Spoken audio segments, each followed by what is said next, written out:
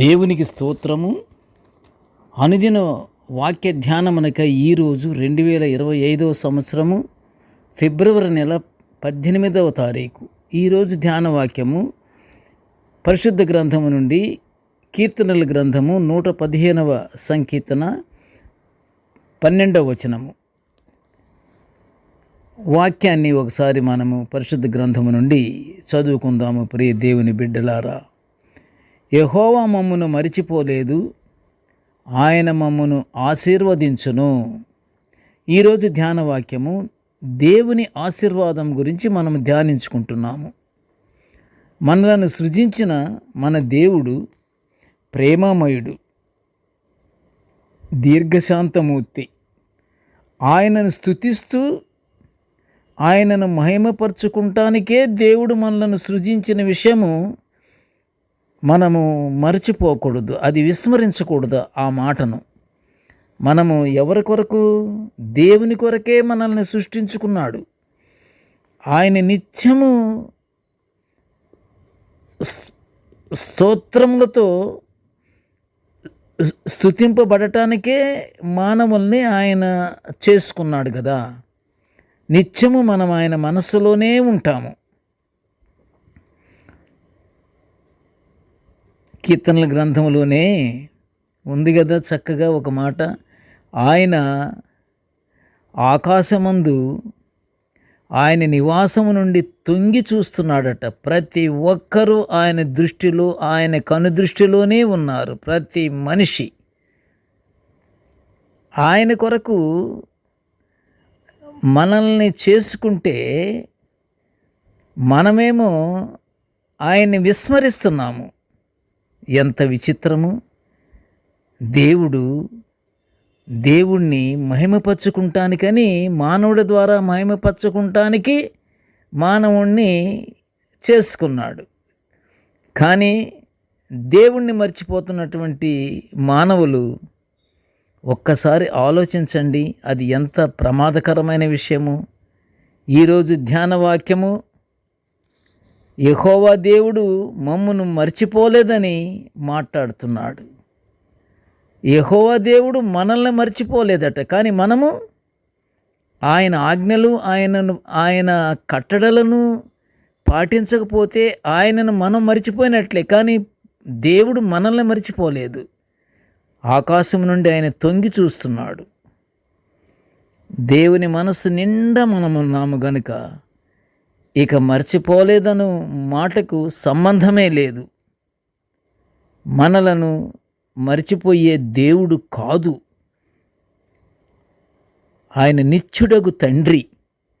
ఆయన తండ్రి అంటే ఆయన ఒకసారికి తండ్రి కాదు, నిత్యుడు, నిత్యము మన తండ్రి. బిడ్డకు ఏమి కావాలో, ఏమి అవసరాలు ఉన్నాయో అవసరాలన్నీ తీర్చే దానికి ఇహలోకరీత్యా తండ్రి ఏ విధంగా ఉన్నాడో మనకి పరలోకమందు మన తండ్రి ఉన్నాడు. మనందరికీ తండ్రి ఉన్నాడు. ఆయన మర్చిపోయే తండ్రి కాదు. ఇశ్రాయేలు ప్రజలకు దేవుడు సహాయకుడనియు వారికి కేడెమనియు కీర్తనాకారుడు 115వ సంకీర్తన 9వ వచనములో చెప్తున్న మాట ఇది. మనము మన హృదయపూర్తిగా మన మొరలను దేవునికి విన్నవించుకుంటే దేవుడు తప్పక ఆలకించి మనకు సహాయం చేస్తాడు. ఒకప్పుడు కీర్తనకారుడు కృంగి ఉన్నప్పుడు దేవునికి ప్రార్థన చేయగా ఒకసారి కాదు, నిత్యము కీర్తనకారుడికి బోలుడంత, ఆయన రాజు కదా, మహా గొప్ప సైన్యం ఉన్నా సరే దాన్ని అంతా పక్కన పెట్టాడు. అది పనికిరాని సైన్యమని. దేవుడే ఆశ్రయం అంటాడు, దేవుడే ఆయన కేడెము, దేవుడే ఆయన దుర్గము అని కీర్తనకారుడు ప్రార్థిస్తూ ఉండేవాడు. దేవుడు దావీదును రక్షించినట్లు 116 సంకీర్తన 6వ వచనములో సాక్ష్యం ఇవ్వబడింది. గనుక ప్రియ దేవుని బిడ్డలారా, ఆయన ప్రజలను కాపాడడమే కానీ ఆయన కునుకడు నిద్రపోనటువంటి దేవుడు. ఎల్లప్పుడూ మానవుని గురించే ఆలోచిస్తున్నాడు. ఎందుకు ప్రియ దేవుని బిడ్డలారా, ఒక్క విషయము, అసలు ఈ సృష్టి అంతా ఎవరి గురించి? ఒక్క మానవుడి గురించి. ఒక్క మానవుడి గురించి ఇంత యావత్తు భయంకరమైనటువంటి సృష్టిని దేవుడు మాటతో సృజించిన వాడు. దేవుడు ఎవరి కొరకు? మానవుడి కొరకు. సర్వజనులు దేవుని స్తుతించుచు ఆయన కృపా ధన్యత మనము పొందుకోవాలి. మనమందరము ఏక మనస్సు గలవారమై ఒకనితో ఒకడు మనస్సు కలుపుకొని ఒకనితో ఒకడు ప్రేమతో ఓర్పు సహనము కలిగి దేవుని ప్రేమ కృప ధన్యత మనము పొందుకుంటూ పరలోక ఆశీర్వాదాలు కూడా పొందుకుందాము. ప్రార్థన చేసుకుందాము. ప్రియమైన తండ్రి, నీకు స్తోత్రములు నాయన. జీవము గల తండ్రి, నీకు స్తోత్రములు. మమ్మలను మిక్కిలిగా ప్రేమిస్తున్న మా తండ్రి, నీకు స్తోత్రములు. స్తోత్రములు స్తోత్రములు స్తోత్రములు తండ్రి. ప్రభువా, నీకు స్తోత్రాలు నాయన. అయ్యా, నీ యొక్క దివ్యమైనటువంటి దేవా, ఆత్మీయత వాక్యాలను మేము నిత్యము ఇలా ధ్యానించుకుని గొప్ప భాగ్యాన్ని మాకు అనుగ్రహించినందుకు నీకు ఘనమైన స్తోత్రములు స్తోత్రములు స్తోత్రములు తండ్రి. స్తోతార్హుడా, స్తుతులకు పాత్రుడమైన తండ్రి, మా ప్రార్థన ఆలకించు నాయన. నీకు స్తోత్రములు.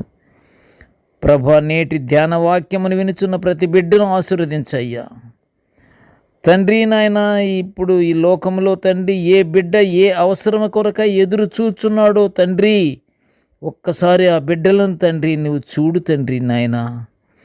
నాయన ఏ బిడ్డ ఎంత ఆక్రందనతో తండ్రి దేవా ఎంత బాధపడుచు నాయన నీ సన్నిధికి నిత్యము ప్రార్థించుకొనుచుంటున్నాడో తండ్రి, వారి ప్రార్థనలు కూడా ఆలకించి కృపగల నాయన సహాయం చేయి తండ్రి. ఎవరికి ఏ సహాయం కొరకు దేవా నిన్ను అభ్యర్థిస్తున్నారో తండ్రి, ఆ బిడ్డలకు దేవా మంచి సహాయాన్ని అనుగ్రహించి కృపగల తండ్రి మంచి జయాన్ని అనుగ్రహించమని తండ్రి, వారి కంటి నీటిని దేవా తుడిచి ఆనందముగా ఉండేటట్లుగా చేయమని నిన్ను వేడుకొనుచు నాయన. ఈ మనవులన్నీ యేసయ్య పుణ్యనామమున వినయముగా వేడుకొనుచుంటున్నాము తండ్రి. ఆమేన్. దేవుడు మనలందరినీ బహుగా దీవించుగాక. ఆమేన్, ఆమేన్, ఆమేన్.